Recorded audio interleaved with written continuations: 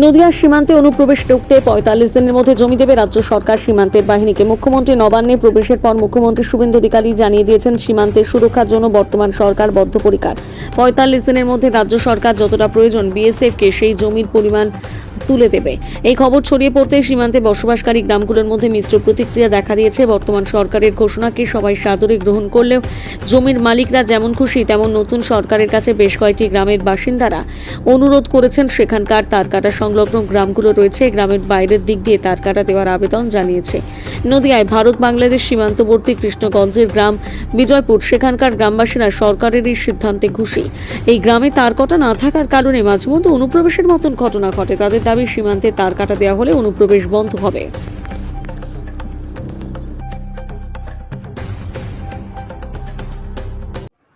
নতুন রাজ্য সরকারের মুখ্যমন্ত্রী শুভেন্দু অধিকারী আজকে জানিয়েছে, সীমান্তে ৪৫ দিনের মধ্যেই কাঁটাতারের কাজ শুরু হবে। এ ব্যাপারে আপনারা কতটা খুশি? আমরা তার কাটা হলে পরে খুবই খুশি হব, আমাদের কোনো অসুবিধা হবে না বসবাস।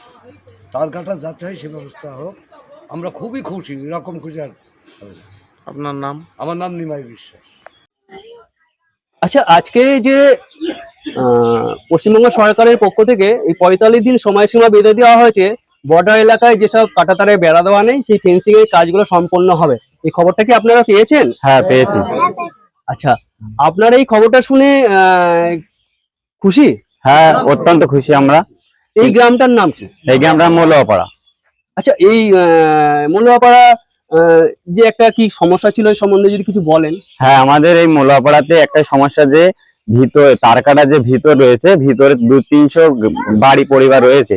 তো সেই আমরা যে নতুন মুখ্যমন্ত্রী হয়েছেন শুভেন্দু অধিকারী, সেই মাননীয় মুখ্যমন্ত্রীকে বলতে চাই যে আমাদের ভিতরে যে ২-৩০০ পরিবার রয়েছে তাদেরকে তারকাটার ভিতরে না রেখে বাইরে রেখে সেই তারকাটার ফেন্সিং এর ব্যবস্থা যেন করে, এটাই আমাদের নতুন মুখ্যমন্ত্রীর কাছে আবেদন।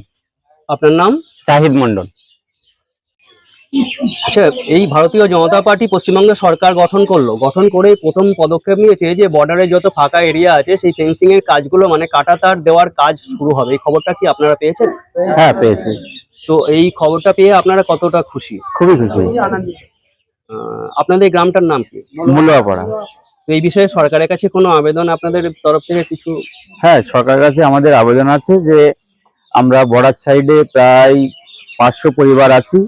তো এই ৫০০ পরিবারকে যেন টাকাটার মধ্যে আনা হয়, কারণ আমরা ওই দিকে অনেক জমি জমা আছে, ভারতীয় জমি। যদি আমাদের বাইরে রেখে দেওয়া হয় বাংলাদেশ সাইডে, তাহলে আমরা ওই জমিগুলো চাষ করতে পারবো না, এবং সেখানে আমাদের নিরাপত্তাজনিত অনেক সমস্যা আছে যেগুলো আমরা আক্রান্ত হতে পারি। এবং যদি আমাদের টাকাটা দিয়ে গ্রামটা ঘিরে নেওয়া হয়, তাহলে আমাদের বিএসএফ দের ডিউটি করার ক্ষেত্রেও যেমন সুবিধা হবে, তাদেরও সময় বাঁচবে, আমাদের সময় বাঁচবে। আমাদের অনেক হ্যারাসমেন্টের মধ্যে চলতে হয়, গেটে অনেক বারবার সিকিউরিটির মধ্যে করতে হয়, বা অনেক কিছু পারমিশন নিতে হয়, অনেক ইমার্জেন্সি কেসে আমাদের দেরি হয়। এই সমস্যাগুলো মিটে যাবে। আর সর্বোপরি আমাদের ভারতীয় যে জমি সেইটা বাংলাদেশ দিকে ঠেলে দিলে আমাদের যেমন পরিবারগুলো, তাদের কৃষি নির্ভর পরিবার, তাদের যেমন জীবিকার বা তারা শ্রমজীবী, তাদের জীবিকার উপর যেমন আঘাত আনবে, তেমনি আমরা চাই না ভারতীয় কোনো জমি বাংলাদেশ দিকে চলে যাক। আর আমরা ভারতীয় লোক, ভারতীয় দিকে, আমরা ভারতের দিকে থাকতে চাই, যাতে করে আমরা সমস্ত ভারতীয় উন্নয়নে সামিল হতে পারি। এবং নতুন মুখ্যমন্ত্রীকে আমরা, মাননীয় শুভেন্দু অধিকারীকে আমরা স্বাগত জানাই।